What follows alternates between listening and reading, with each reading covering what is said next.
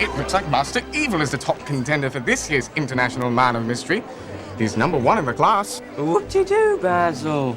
Hey, everybody, I'm #1.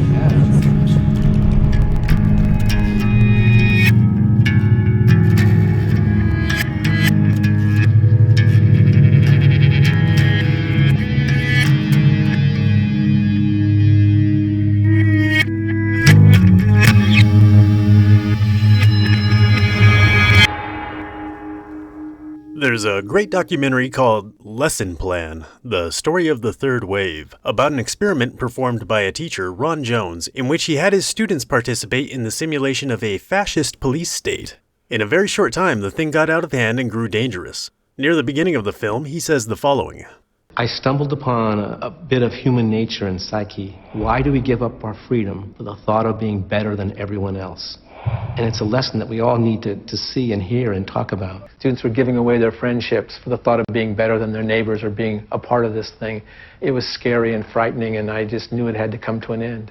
Though this insight about the ego has been hijacked by religious cults and fascism to ensnare members and strip their autonomy, the same lever can also be used constructively.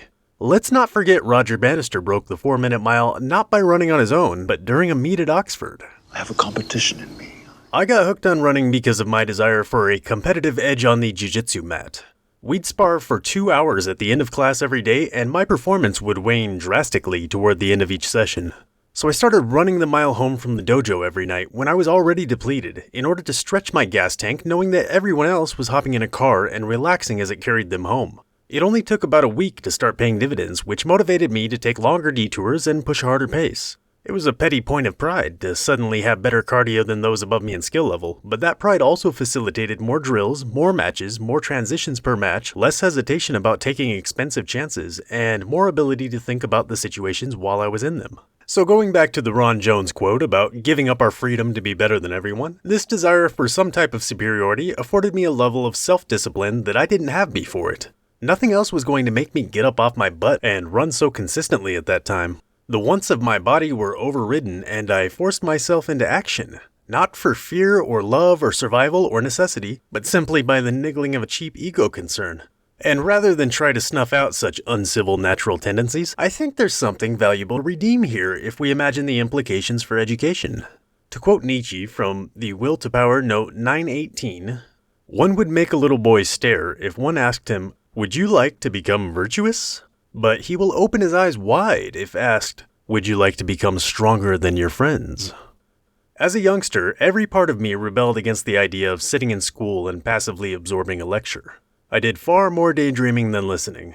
But when my parents taught me math at home, I clung greedily to every word because I knew it would put me ahead of the curve.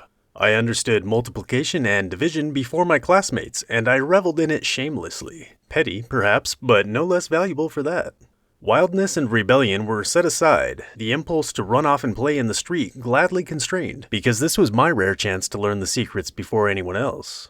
So the challenge I pose to any teachers who might be listening, how might information be bundled up with an understanding of the advantages it affords? What sort of delicious preamble could whet the narcissistic appetite? If the student can be made to feel special by knowing something, it's something they'll never forget. Shut